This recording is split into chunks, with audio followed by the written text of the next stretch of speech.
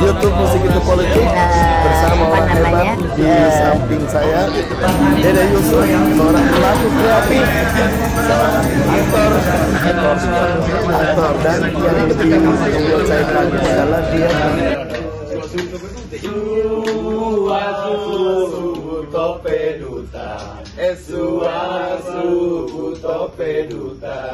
Baku Dapa ulang dengan saya, Amin Abdullah, atau dikenal juga dengan Muhammad Amin, dalam channel YouTube Musik Itu Politik, terutama dalam sesi Baku Dapa. Baku Dapa itu untuk orang timur tuh saling ketemu. Nah, kita ketemu dengan pelaku atau yang terlibat dalam akselerasi, yaitu pertama, Bung, siapa namanya Bung? Silakan. Saya Dandi. Ya, dari Lombok, Mandalika. Dari Lombok, Mandalika. Oke, kenalan dulu nih. Terus ini dari Mas Rangga dari? Saya Rangga dari Rangkai. Rangkai itu apa sih? Kita perusahaan infrastruktur ekonomi kreatif mulai dari OTT Exhibitor, Rangkai, dan juga ada distributor, Goldilocks, dan juga perusahaan apresiasi atau riset itu di Sinema Poetika. Kita fokus di perfilman. Nah tuh, banyak yang belum tahu tuh. Nah, yang narasumber ketiga kita adalah Mbak Agni. Nama lengkapnya siapa sih? Nama saya Agni Malagina. Agni Malagina. Cerita dong. Dia, setahu saya, dia ini ahli dalam community development dan sudah banyak pengalaman. Cerita dong, pengalamannya apa aja? Pengalaman community development sebenarnya nggak banyak, banyak, tapi yang serius memang ada tiga. Ada tiga. Yang pertama, waktu itu kami bikin pendampingan Kita Muda Kreatif program UNESCO City Foundation di Kota Tua Jakarta sebelum pandemi.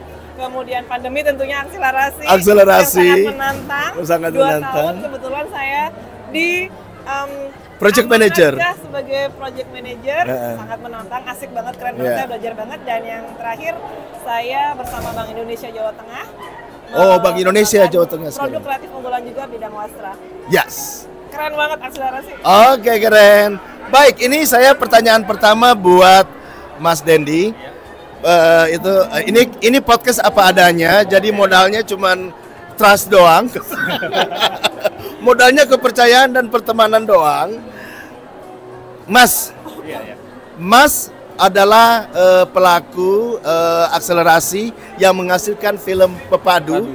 Dan film Pepadu ini masuk dalam 5 subsektor film yang dari Mandalika, sebab ada 5 destinasi super prioritas di zaman pemerintahan yang kedua dari Jokowi. Pertama adalah Labuan Bajo, Mandalika, kemudian Danau Toba, Borobudur, dan kemudian satu Likupang. Nah, Mas Dendi ini dari Mandalika, dan kemudian dengan hasilnya itu adalah film Pepadu yang bercerita, nanti kita tanya. Pertama adalah film Pepadu itu cerita tentang apa? Kembali jangan mengesolah. Datang semelalu sekolah ama dilekan keriadan si batur. Lamun sampai lema aru den bau telunasa anjino terpaksa den bau tai kelas. Coba dende demarak pedara nama. Ya sampai mati gawe persean. Ampun puniki sampun mapan. Sampunlah. Nabi bar kita boya. Dia narak pilihan lain hidup susah sama ramen ini abang ngel.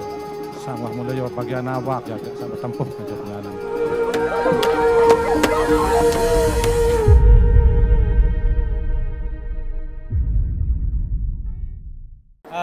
Film Pepadu itu ceritanya tentang apa ya? Seorang petarung ya Pak. Pepadu itu petarung lah kalau di bahasa Sasak atau Lombok gitu. Di mana Pepadu itu biasanya bermain atau berdua. Itu ada namanya permainan perisean. Yang perisean. Nah, saling mukul itu ya? Pakai rotan itu ya? Rotan, terus ada tameng. Oke. Nah, itu kita bercerita tentang itu. Dan sekali lagi kita mengambilnya sih sebenarnya si Pepadu ini juga adalah pejuang. Iya. Pejuang untuk keluarganya begitulah. Dengan segala kondisi ekonominya gitu. Karena kita juga mengambil sisi geografisnya di sana di Lombok, di Mandalika itu tempatnya yang lumayan inilah dari segi visual gitu, gitu lah. Kita bisa, karena ini berkaitan juga dengan Kemenparekraf gitu kan, otomatis kita juga ada bagian untuk mempromosikan spot-spot daerah wilayah kita yang cakep-cakep lah di Lombok gitu. Jangan cerita tentang jalan ceritanya, ntar nggak ada yang nonton. Tapi cerita tentang tapi itu menarik bahwa kemudian ternyata ngambilnya itu adalah sesuatu yang memang benar-benar berdasarkan warisan budaya setempat. Itu salah satu kebudayaan soalnya. Presian itu adalah yang masih bisa dibilang kalau bahasa sekarangnya masih hype lah sekarang gitu. Iya, masih hype ya. Jadi dimanapun ada Presian itu bakal rame. Penonton crowdnya banget karena di sana Pepadu ini punya gengsi yang tinggi. Ibaratnya masing-masing daerah tuh punya pepadunya masing-masing. Misalkan daerah Lombok Timur punya nih salah satu tokoh pepadu yang diseganin. Biasa kalau udah pepadu Lombok Timur atau pepadu ada musuh bebuyutan kayak gitu, itu ketemu. Wah, bisa rame ya. Heboh. Ada perkalian antar kampung nggak? Kalau perkalian dia nggak. Sportif. Tapi sportif ya? Tetap sportif. Bagus. Ibaratnya, nah itu bagusnya. Tetap mereka sportif. Iya. Gitu. Nah awalnya yang pepadu itu jualan apa sih Mas? Itu tuh gula gending namanya. Nah itu rambut nenek kalau bahasa sini ya. Apa? Rambut nenek kalau kita kenal. Itu kayaknya nggak ada tuh di tempat lain tuh. Itu yang seperti itu. Iya. Kalau bahasa sininya mungkin rambut nenek sih. Tapi gitu ya? nggak pakai yang gendingnya itu. Gendingnya itu. Ya. Oke. Nah itu juga salah satu yang kita ambil lah jadi. Jadi background si bapak lah gitu. Dia kerja apa sih? Ya, kita ngambil apa yang unik gitu kira-kira. Romantika produksinya gimana? Romantika, we know that right? Kalau biasanya produk kreatif dibangun dengan masyarakat tuh romantikanya banyak. Serunya gini kan, awal akselerasi masuk ke Lombok atau ke Mandalika itu kita ditawarin untuk nyerahin sebuah ide proposal inilah film. Kita nyari tuh apa nih yang menarik kayak gitu, yang belum pernah diangkat. Gitu. Nah itu dasarnya sih itu kita ketemu dan proyek ini kebetulan bukan cuma dari Ruang Tengah juga ada beberapa agak kolektif lah kita bisa bilang beberapa teman-teman komunitas. Makanya direkturnya juga ada Mas Ming namanya yang kita gandeng untuk ikut terjun di dalam proyek ini gitu. Nah dari situ kita ngambil kemudian pepadu ini karena menurut kita Presian dan pepadu ini adalah suatu hal yang menarik untuk yang kita tayangkan gitu. Karena belum saya rasa sih masih dalam video promosi mungkin paling sering ya Pak. Video promosinya ya? Thriller ya maksudnya? Iya maksudnya yang untuk misal ada promosi Lombok kayak gitu sering. Cuman kan orang belum tahu apa sih di dalam itu gitu. Bagaimana sih kehidupan seorang pepadu yang kita sering lihat di video-video promosi itu sih yang kita pengen kupas di sana gitu. Sama kita mau kupas juga bagaimana sih daerah kalau kita ngomong Mandalika itu kan terkenal dengan daerah selatannya Lombok. Bagaimana sih kalau secara geografis daerah itu bagaimana gitu. Itu yang pengen kita tampilin di visualnya. Dan serunya juga di produksi kami melibatin masyarakat setempat karena kita di daerah ya Pak. Itu sesuatu yang baru buat teman-teman yang ada karena lumayan jauh 1-2 jam dari kota. Kalau dari Mataram itu 2,5 jam kayak gitu. Itu lumayan agak pelosok lah tempatnya gitu. Nah, bagaimana dinamika melibatkan masyarakat itu? Itu pasti rame itu. Pasti rame. Maksudnya kita melibatkannya dalam arti kita syuting kayak anak KKN Pak. Iya, jadi kita full 4 hari di lokasi, bawa persiapan, bawa alat semua. Sebelumnya itu kita udah ngubungin kayak kepala desa segala macamnya untuk Pak kita mau syuting. Kita jelasin syuting itu apa, karena kan awam mereka belum tahu hal beginian. Kita minta satu base camp rumah mereka yang biasa dijadikan tempat kalau ada tamu biasa kan KKN segala macam. Makanya benar-benar kayak KKN Pak gitu. Kita minta mereka untuk masakin kita juga. Jadi kita memberdayakan masuknya. Pemberdayaan masyarakat. Ibaratnya kan pelakunya aktornya itu memang pelakunya. Kalau aktor iya ada beberapa, yang satu musuhnya si bapak. Itu salah satu legend juga di dunia Presian. Namanya sama Selak Marong. Nah, itu salah satu lah. Itu kalau bisa dilihat itu lumayan rame dia. Nah, kalau di masyarakat ini kita minta tolong untuk masyarakat sekitar bantuin untuk ada desain center tertentu kan kita butuh crowd. penonton. Nah itu juga kita salah satunya mengajak masyarakat sekitar untuk biar tahu nih kayak gimana sih prosesnya begitu. Iya. Termasuk itu tadi mereka yang masakin kita setelah kan itu syuting sampai jam berapa kayak gitu kan. Mereka standby jagain kita gitu. Iya. Itulah ya salah satu program ini sih menurut saya ngebuka peluang saya dan teman-teman komunitas yang ada di Mandalika itu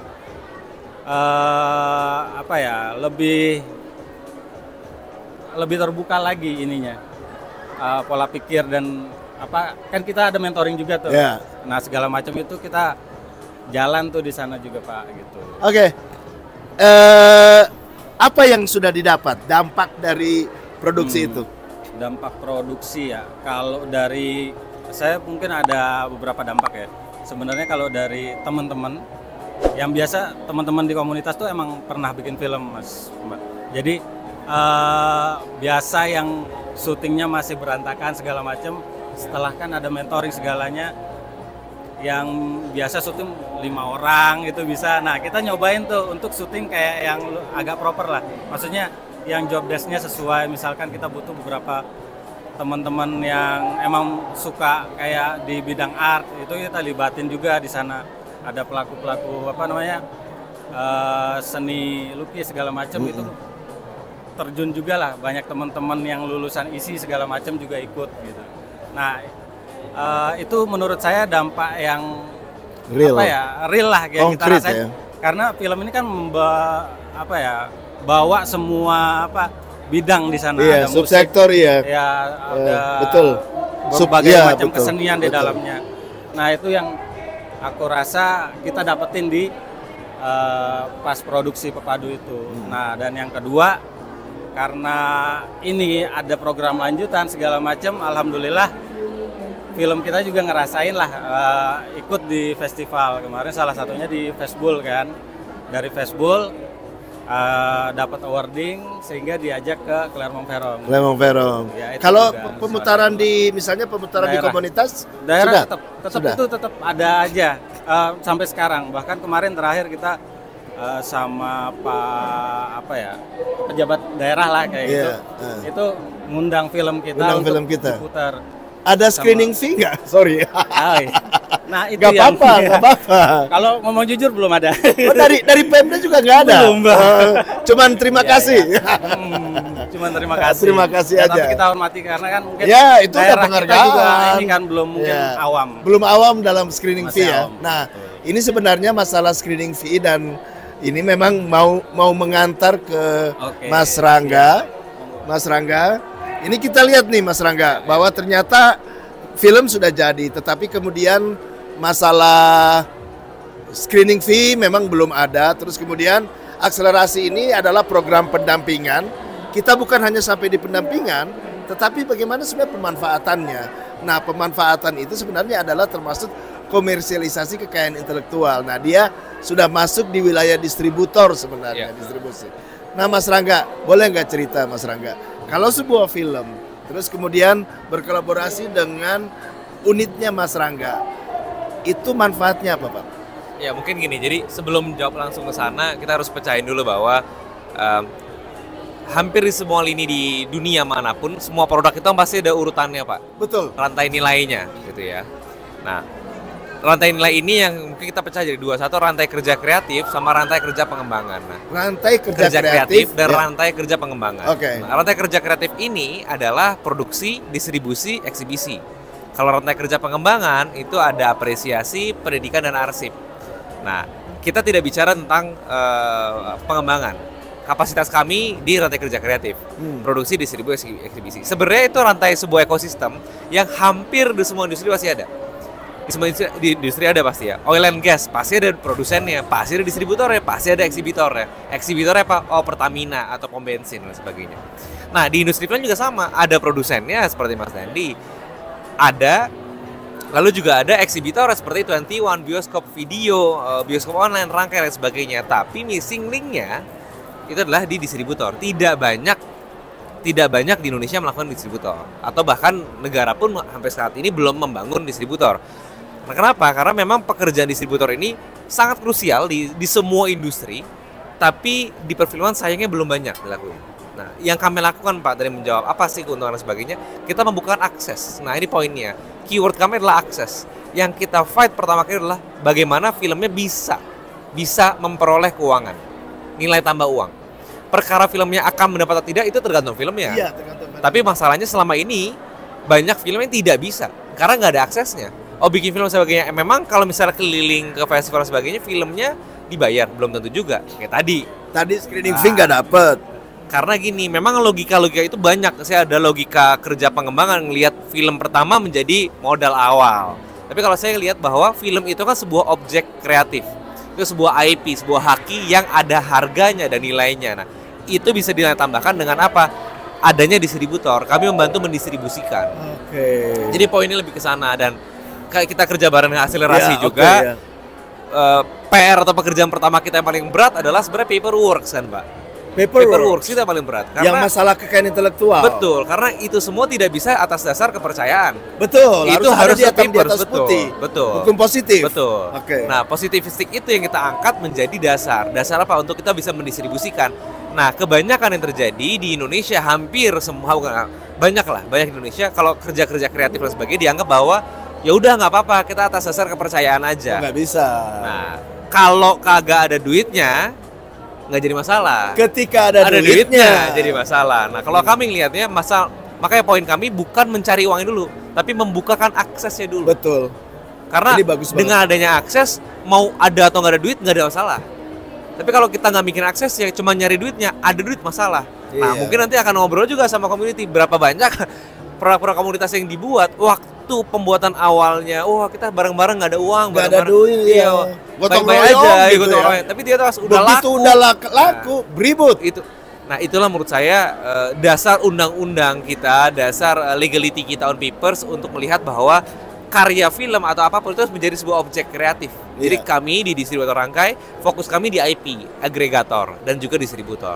Kami melihat film itu sebagai sebuah produk objek objek kreatif. Bukan melihat seperti Mas Dendi. Mas Dendi ngelihat bahwa Pepadu ini ya gitu ya, ini sebuah ada subjek dan sebagainya. Kami melihat adalah filmnya sebagai film. Jadi point of view kami agak berbeda. Kami tidak begitu melihat estetika. Yang estetika pasti kita lihat, tapi kita tidak masuk kepada ranah romantika dan estetika dan sebagainya. Kita masuk adalah ranah analitis. Filmnya bisa laku atau enggak? Bisa laku, oke, papersnya di mana dan sebagainya. Mungkin itu jadi poin kami di Rangka, kita membantu legal entity, kita bantu juga akses dan sebagainya. Itu mungkin Pak Amin. Ini bagus sekali guys. Jadi saya ingin cerita bentar. Akselerasi ini adalah program pendampingan dan penciptaan produk kreatif di destinasi superprioritas, tetapi sekaligus juga dengan pemanfaatan. To be honest, ini sesungguhnya adalah hal yang baru ketika kemudian pemerintah deal dengan komunitas, karena memang itu adalah hak ekonomi, itu ada pada negara, karena itu adalah dibiayai oleh negara. Tetapi kemudian hak moral tetap ada pada pencipta atau pada aktor-aktor yang ada di dalam situ. Tetapi kemudian kami akan mempunyai perjanjian lagi dengan distributor agar kemudian hasil dari semua monetisasi, saya setuju tadi, ini bukan persoalan apakah ini mau untung atau tidak, mau ada duitnya atau tidak, tetapi membuka akses. Nah, kalau seandainya nanti ada untung, ada semacam monetisasi, maka itu insya Allah dengan perjanjian tertulis hitam di atas putih, kita akan menghibahkannya kepada masyarakat. Itu mungkin nggak, Mas? Iya, itu mungkin. Makanya kalau kami lihatnya napas kami hukum positivistik, dalam artian kita yang kita pikirkan adalah kalau untung, kalau rugi, kalau gagal ya udah, kan orang takut gagal, kita nggak tahu gagal, kita takut untung. Iya benar. Kalau gagal ya udah gitu. Tapi kalau misalnya kita mikir kita selalu untung dan sebagainya, itu yang harus kita jaga gitu. Karena ya pengalaman kami juga udah hampir 3-4 tahun di industri dan sebagainya. Tadi kekosongan distribusi, dan yang kedua sebenarnya banyak hal terjadi, banyak masalah terjadi karena ada uang. Karena ada uang jadi masalah. Sebelum ada uang nggak jadi masalah. Nah, ini yang kita harus jaga juga. Dan di satu sisi lain, negara sebagai pemberi pendanaan atas dasar APBN kan tidak bisa menerima secara langsung. Itulah kenapa paperwork study dan hak pencari dua, ada hak ekonomi, ada hak moral, itu harus jelas ada dan masuk. Dan buat saya melihat ini inisiatif yang sangat baik gitu ya. Bisa dijalankan dan harus dijalankan, dan harusnya untuk dijalankan secara profesional. Negara hadir sebagai akselerator bersama, membantu. Jadi mengkoneksikan sebagainya, tapi bukan menjadi penghambat ataupun jadi barrier filmnya hanya dimiliki oleh negara dan sebagainya, enggak. Yang penting adalah asas keterbukaan dan positivistik. Mungkin itu, Pak. Terima kasih. Ini agak semakin menarik ya. Jadi sekarang sudah mulai ada usaha. Nih saya ke Mbak Agni. Mbak Agni, ini podcast apa adanya. Mic-nya cuma 2, tetapi nggak penting modal. Yang penting adalah niat kita untuk amal jariah agar apa yang kita lakukan di sini bisa menjadi konsumsi masyarakat. Mbak Agni, tadi udah denger ya, bagaimana ternyata ini biar screening fee belum dapat, tetapi dia udah ke Klemong Verong, ya. Terus kemudian dari ini juga menarik buat saya. Persoalan untung ke depan itu nanti, tetapi yang penting memberi akses kepada komunitas yang kreatif gitu ya, yang dulunya nggak pernah kepikir nggak pernah dapat fasilitas seperti ini. Mungkin belum ya, apalagi yang Pulau Rinca. Menurut Mbak Agni, apakah kondisi ini sudah terhitung community development yang berkesinambungan? Yes, saya mengapresiasi banget nih karena Mas Rangga dan lembaganya beda gitu ya, banyakan juga, karena kok bisa sih lembaga profit gitu tapi memikirkan akses untuk komunitas gitu. Ini keren banget menurut saya, dan ini sebuah sinergi yang bagus ya dengan program-program pendampingan dengan akses, dan yang bisa membuka akses tentunya bukan hanya yang mempunyai dana atau yang menjalankan program, tetapi dengan bantuan stakeholder lain. Mungkin ini yang disebut pentahelix ya. Iya, benar. Nah, jadi saya melihat sih sebenarnya ini keren banget gitu, apalagi nanti terkait dengan ekonomi gitu, ekonomi kreatif, kemudian terkait dengan monetisasinya. Yang kemungkinan saya mengamati juga dari program dan proses kita selama ini, kita tuh sebenarnya ketika merancang program sebenarnya udah pernah memikirkan kan, ini sebenarnya target pasar siapa? Iya. Jadi dari hulu ke hilir ini sebenarnya udah dipikirin sama kami dari waktu itu. Iya, benar. Terus kami memberikan masukan, wah tapi kalau kita menggarap dari hulu sampai hilir, namanya satu ekosistem. Wah, kita kan bukan Batman apa Superman yang bisa menyelesaikan satu persoalan dengan dunia ya. Sedangkan superhero, we are not superhero. Ekosistem film rantai nilainya begitu panjang gitu. Nah, tetapi kemudian akselerasi ini sepertinya ingin intervensi di satu titik gitu, di satu titik yang kemudian nanti diharapkan bisa dilanjutkan oleh tim yang lain gitu. Koherensi. Benar, dan saya melihat ketika film dari hulu penciptaan ada difasilitasi, kemudian ada intervensi dari dunia industri gitu. Ini keren menurut saya. Dan sekali lagi keberlanjutan dalam arti program ya harus sampai keberlanjutan di si pembuatnya, di kreatornya, di komunitasnya. Tidak berhenti satu proyek selesai gitu kayak hit and run tadi. Ketika program ini kemudian memang selesai pendanaannya, kan stimulan. Nggak mungkin Pak Amin biayain 10 tahun. Nggak mungkin. Nggak bisa. Dan pasti udah pindah. Kami pasti akan pindah ke IKN nanti tahun depan. Iya dong.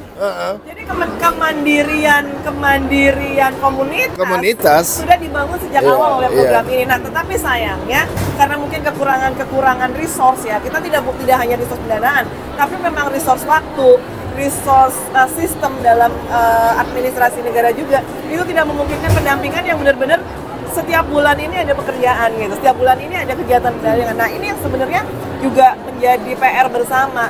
Ketika program ini dirancang, memang sebaiknya sudah melibatkan dari awal stakeholder yang lain gitu. Kelemahan kita kan gitu ya Pak ya? Itu betul. Kelemahan kita dulu. Kelemahannya di situ. Ini sudah semakin diperbaiki kan ke sini. Nah, mudah-mudahan ke depan program-program pendampingan terutama di bawah ekonomi kreatif ini bisa semakin solid gitu. Karena hulu dan hilir ini ternyata kompleksitasnya tinggi banget gitu.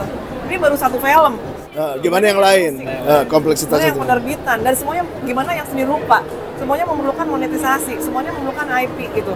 Dan produk-produk yang kreatif tanda kutip normal itu mungkin bisa ditangani segera, tetapi produk-produk kreatif yang terkait dengan budaya, yang terinspirasi dari warisan budaya, ini kompleksitasnya juga lebih tinggi.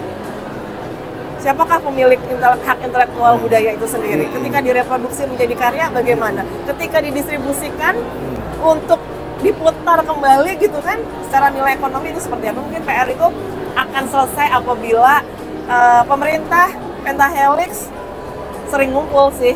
Sering ngobrol sih sama person yang hebat kayak gini yang mau memberi akses pada komunitas, karena karena mudah-mudahan bisa jadi pengungkit, menjadi contoh Pak Amin, Mas Rangga dan lembaganya bisa menjadi contoh untuk teman-teman muda lembaga lain, industri lain di tempat yang lain bisa berperan seperti ini.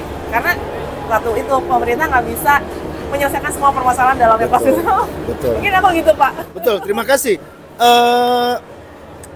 Saat ini Mbak, kekayaan intelektualnya itu seperti yang saya katakan tadi. Jadi dari misalnya di Pulau Rinca ya, kita kirim Jeko Siompo ke sana. Jeko Siompo dan kawan-kawan yang menciptakan tari Animal Pop Komodo. Sebenarnya hak cipta kan sama mereka, tetapi itu mereka dibiayain negara kan ke sana. Sehingga hak ekonomi itu ada dong sama negara dalam hal ini ya. Tetapi hak moral tetap sama dia. Sehingga kemudian ada perjanjian di atas positivistik tadi, hitam di atas putih bahwa mereka menyerahkan hak ciptanya ke negara. Tetapi klausul dengan distributor menyebut kalau ada monetisasi itu akan dihibahkan kepada komunitas tersebut. Jadi memang benar-benar dalam hal ini pemerintah sebagai fasilitator. Sementara itu ya, nanti kalau seandainya ada aspek hukum lagi, nanti kita bisa. Karena gini, orang hukum sendiri mempunyai dua perbedaan pendapat. Ada yang mengatakan bahwa tidak perlu, karena itu memang sudah deklaratif dari ketika karya itu jadi deklaratif itu udah milik masyarakat. Sementara yang bilang, oh tidak, itu perlu ada jadi. Nah, ketika ada perjanjian antara distributor dengan pelaku, dalam hal ini adalah mereka yang pelaku yang mendapat pendampingan, pemerintah cukup mengetahui. Artinya dari dua pilihan itu, no problem untuk sementara. Nah, ini round kedua, sekaligus mungkin closing ya, closing statement. Podcast kita jangan kelamaan, ntar orang bosan. Ternyata setelah 5 tahun berjalan, akselerasi itu sangat kompleks. Sangat kompleks. Betul yang Anda katakan tadi. Terlalu ideal, kita terlalu berpikir terlalu ideal. Karena memang, ya itu bro, yang gue katakan tadi, gue pernah dikritik bahwa hit and run itu seperti yang Anda katakan tadi, yang kita diskusikan di main stage tadi, itu memang terjadi. Dan gue di depan forum ya temen gue sendiri yang itu, dan ya gue pikir kalau itu hal yang baik, kenapa nggak kita ubah. Dan oke, kita mempunyai program workshop 3 hari, setengah hari, 1 hari, it's okay, it's good. Tetapi perlu ada yang berkesinambungan sampai tahunan dan sampai kemudian mereka mendiri. Tetapi itu sesuatu yang sangat memakan waktu, memakan tenaga, apalagi hanya diusahakan oleh satu direktorat dari sebuah kedeputian kementerian. Sehingga kami berpikir begini. Saran nih dari teman-teman, dari Pak Ajo, dari teman-teman dari hukum, apakah tidak mungkin misalnya Kementerian Direktorat Musik, Film, dan Animasi cukup mengambil di hilirnya. Biarkan kementerian lainnya membuat inkubasi produk. Terus kemudian karena memang Kemenparekraf itu ada pada monetisasi, sehingga Kemenparekraf itu mau melihat yang mana yang bisa dimonetisasi, itu kemudian ada deal antara kementerian lembaga, ini kami ambil dan kami akan distribusikan. Nah, saya pertanyaan ini kepada 3. Masing-masing kalau mau beda pendapat nggak apa-apa, tapi jangan berkelahi di sini. Karena ini podcast namanya Baku Dapa yang asik lah gitu, nggak usah. Boleh ini podcast apa adanya. Menurutmu seperti itu? Misalnya gini nih, Kementerian 1 bikin inkubasi, Kemenparekraf datang di ujung, melakukan kurasi, melakukan final touch, dan kemudian berurusan dengan distributor. Menurut Anda kira-kira itu bagus nggak? Kalau selama ini yang terjadi mungkin belum seperti itu ya. Memang belum seperti itu karena satu pasarnya berbeda, jadi biasanya yang pasarnya berbeda apa nih? Biasa gimana ya? Apa? Iya. Ngomongnya tuh gini, mungkin kalau yang sepengetahuan lah kita di daerah tuh ngelihat misalkan Kemenpar ini bikin acara atau bikin program ini kayak gitu, ada beberapa yang sebenarnya itu bagus, cuman kan mungkin dari kementeriannya ya, itu mungkin harus ada komunikasi ya kalau yang dari atas. Kalau kita sebagai pelaku sih asik-asik aja. Sebenarnya menerima aja kebijakan yang ada gitu. Mungkin itu. Tapi alangkah lebih baiknya agak diperlebar ya, karena mungkin kalau kita di daerah kayak gitu gini, kita udah di tahap ini, mungkin ada tahap lanjutan, mungkin tahap yang sebelumnya itu kita regenerasi juga untuk teman-teman yang belum di bawah, yang belum ikut program-program seperti ini, mungkin supaya masing-masing generasi itu juga punya mungkin pengalamannya masing-masing untuk cari tahu bagaimana industri film ini begitu, melalui apa yang disajikan oleh kementerian atau lembaga di daerah-daerah kayak gitu. Mungkin itu sih menurut saya. Lebihnya ya. Safety player. Kita dengar dari dari pelaku industri. Mungkin nggak tuh seperti itu. Jadi koheren gitu. Ini bahaya Pak Amin. saya jawabnya harus gak bahaya ta. Saya jawabnya harus diplomatis. Gini tuh, gininya beda nih. Jadi gini. Setuju nggak setuju? Tapi gini, lebih penting pembagian tusi itu jelas Pak. Tugas dan fungsi dalam perfilman ataupun objek apapun. Iya. Saya nggak bisa bilang pertunjukan, saya nggak bisa bilang itu di luar kapasitas saya. Iya. Kita bicara misalnya perfilman. Iya. Kalau memang mau harus mungkin for the next government gitu ya, kita harus bilang bahwa grand design mau kemana? Perfilman itu gede banget, sama dengan perfilman dan sebagainya. Saya bicara hanya perfilman ya. Nah, pembagian tusi tadi makanya ada rantai kerja kreatif atau ada rantai kerja pengembangan. Ya pengembangan, apresiasi, pendidikan dan juga arsip. Kalau rantai kerja kreatif, produksi, distribusi, eksibisi, yang lebih kepada ada nilai bisa dihitung nilai industrinya ya. Ada ya. Itu aja belum dibagi. Indonesia sekarang buat saya tidak sampai hari ini ya belum ada konsep pemajuan perfilman. Narasinya hanya kebangkitan film terus, bangkit mulu gitu. Kapan hidupnya gitu? Tiap tahun bangkit. Nah, maksud saya mau bilang bahwa baik nggak bagus, tapi harus ada pembagian tusi yang jelas. Saya setuju bahwa tidak bisa satu kementerian terlalu superpower. Iya. Karena kenapa? Karena akan habis juga resource-nya. Dan bukan tusinya, akan menyalahi aturan juga. Nah, jadi kalau saya lihat dampak dari dampak gitu ya. Kalau kita bicara ngomong dampak tuh keren banget. Tapi kalau saya bilang ini, everything gotta be have an impact. Pasti ada dampaknya. Iya. Pilihannya yang terbaik atau buruk. Iya. Korupsi berdampak gak? Dampak. Ya kan akselerasi dampak gak? Dampak. Sama dampak aja. Iya. Nah, saya berani tuh. Kenapa? Karena kalau mau dampak ada dampak, tapi dampak apa? Nah, pertanyaannya dampak apa yang terjadi di daerah atau dampak apa yang terjadi di masyarakat atau pelaku industri? Mesti dicek ini. Berapa banyak pelaku ekonomi kreatif? Tapi berapa banyak juga korban ekonomi kreatif?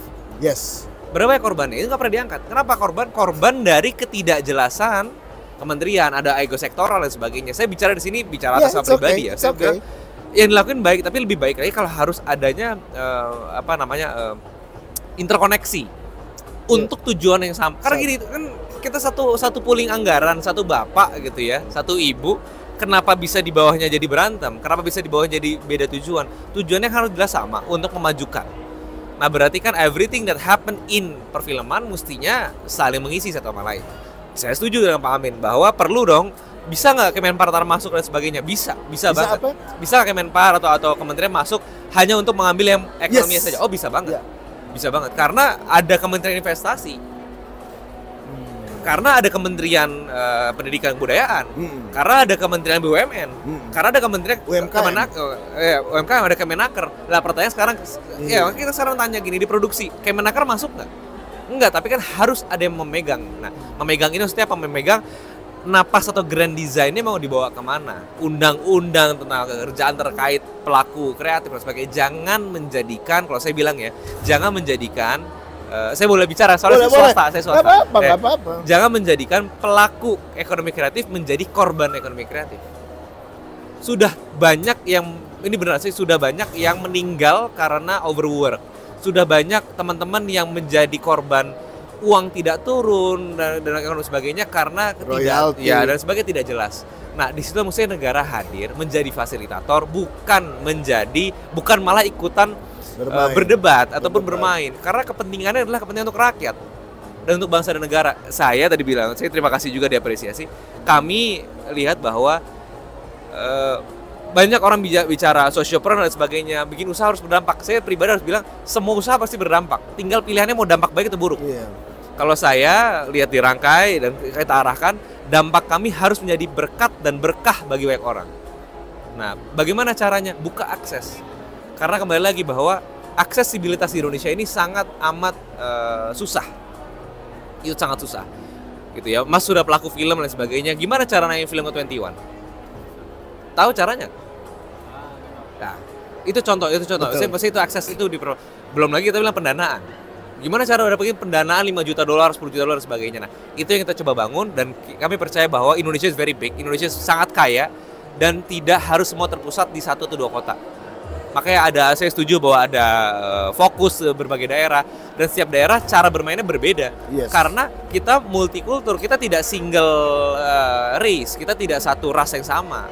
Kita multi race, multi language, multi culture. Nah, jadi pasti akan ada kompleksitasnya. Cuman yang penting kalau saya lihatnya bisa nggak? Bisa. Yang penting tujuannya kita sama. Selama untuk rakyat, selama untuk memajukan bangsa, kenapa tidak? Kalau misalnya itu menjadi permasalahan dan tidak didukung, berarti akan harus pertanyaan balik dong. Kenapa ditolak? Kalau tujuannya baik. Siapa yang menolak? Nah, yang menolak kenapa dia menolak? Jangan-jangan ada permainan sebagainya. Itu saya nggak tahu. Jadi kalau saya bilangnya pembagian tusi itu krusial.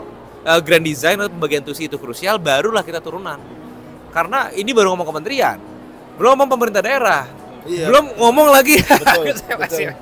Betul. Itulah mungkin. Jadi ya semoga nanti di-cut lah. Kita mengurai. Saya optimis ya. Saya ini termasuk orang yang optimis ya. Sekompleks apapun persoalan, saya orang yang optimis bahwa kalau kita mengurainya satu persatu, perlahan-lahan, I think it will be work. Nah sekarang tapi ada satu yang highlight sebelum pindah ke Mbak Agni, bahwa ternyata knowledge teman-teman kreatif, terutama di daerah, jangankan di daerah, kadang di Jakarta dengan Bandung dan segalanya, terkadang persoalan tadi yang dikatakan bagaimana industri, bagaimana royalti, bagaimana itu kadang belum, sehingga sebenarnya kalau menurut saya tugas Kementerian Pariwisata Ekonomi Kreatif itu, terutama di bagian ekonomi kreatif itu adalah banyak memberikan knowledge bagaimana how to access Spotify, how nggak boleh ngomong merek ya. Bagaimana mengakses digital streaming platform? Udah ngomong merek, udah tadi Rangkai udah. Nggak ada brief ya? Nggak ada.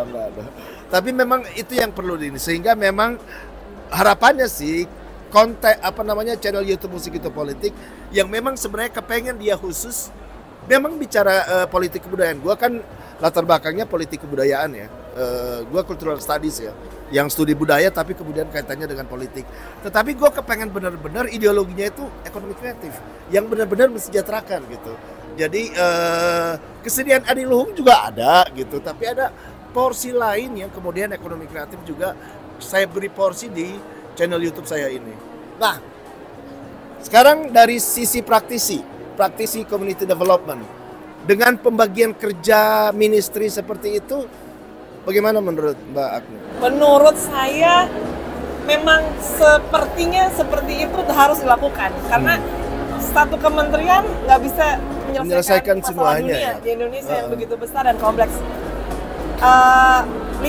Emang harus lintas kementerian lembaga, lintas pusat ke daerah gitu. Harus pembagian kerja jelaskan. Saya pikir ini akan terkait tentunya dengan rencana pembangunan jangka panjangnya negara ya. Gitu. Ini perlu dilihat Bappenas mau kemana arahnya untuk menangani film. Bappenas dan pemerintah nanti insya Allah nih pemerintahan baru mudah-mudahan bisa memikirkan bahwa sinergitas semuanya harus dituangkan dalam bentuk rencana pembangunan gitu. Renstra-nya mau kemana gitu. Kita kan di Kemenpar juga ada Renstra, di Kemendikbud ada Renstra, semua kan ada. Nah, Renstra ini mau menangani ini kemana? Dan ketika Renstra masing-masing ini ada, tentunya bisa diumumkan ke tempat yang lain, ke kementerian lembaga yang lain. Renstramu bagaimana? Yuk kita selesaikan permasalahan di film ini begitu kompleks. Siapa yang bertanggung jawab? DJKI, Kemendikbud, Kemenpar, BUMN, dan lain-lain. Mana yang kita bisa sinergi? Di mana masing-masing mempunyai tugasnya ya. Betul. Siapa yang punya tugas ini, siapa punya tugas Sehingga yang disebut tadi katanya ego sektoral bisa dikurangin.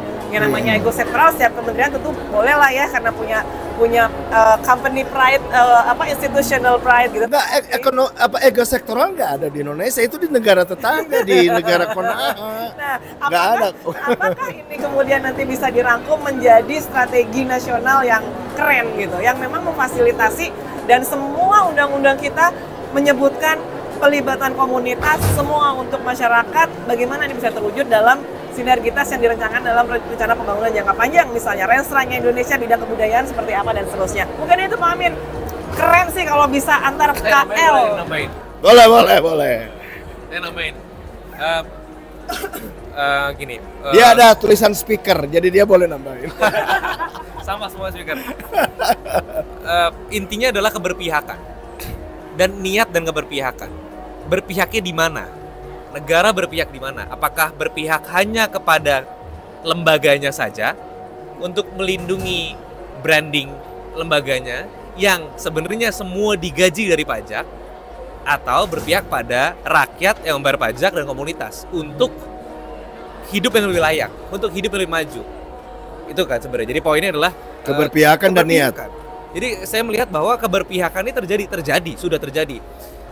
Saya bilang gini, yang bagus di Kementerian A diambil lah, yang buruk jangan diambil. Yang bagus sebenarnya itu yang harusnya bisa, semoga gitu ya, semoga bapak-bapak semua yang menjabat bisa menurunkan ego dan bisa melihat bahwa yang bagus diambil, yang buruk kita buangin. Tujuannya karena digitalisasi sudah makin dekat. Tadi disampaikan juga Pak Handoko dan sebagainya bahwa China udah masuk, kita mesti perang dagang dan sebagainya. Terus kita masih masalah ego sektoral. Itu punya saya, lu gila gitu kalau gue bilang. Tepuk tangan dong.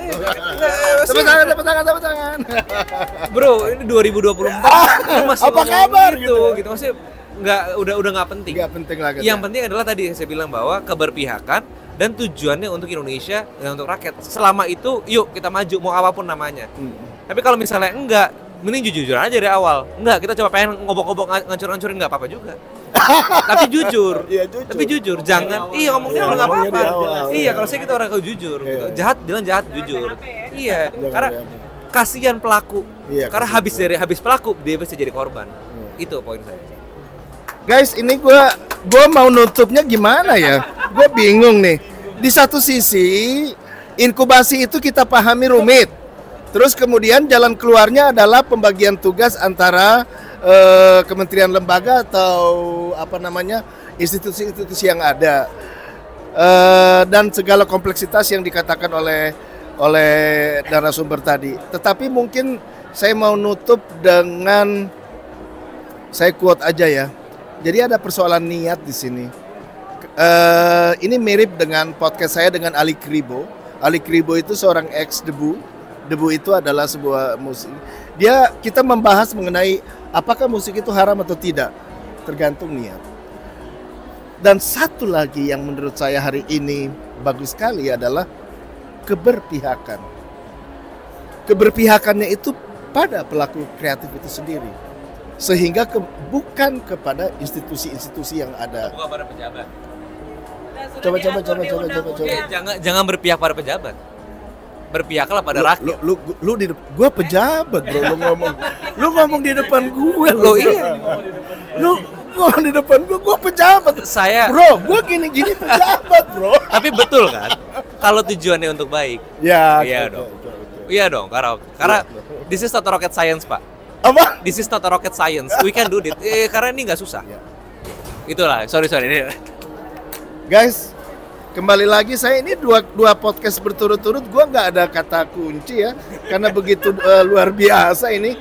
Tetapi mungkin adalah niat dan keberpihakan yang kira-kira bisa menjadi kunci, baik itu persoalan pendampingan maupun kerjasama antar instansi atau institusi, baik itu jangan cuma pemerintah dong, ABC, pokoknya pentahelix dong. Mungkin itu kata kunci. Mas Artadi ingin menyampaikan sesuatu, silakan. Ini untuk siapa? Woi,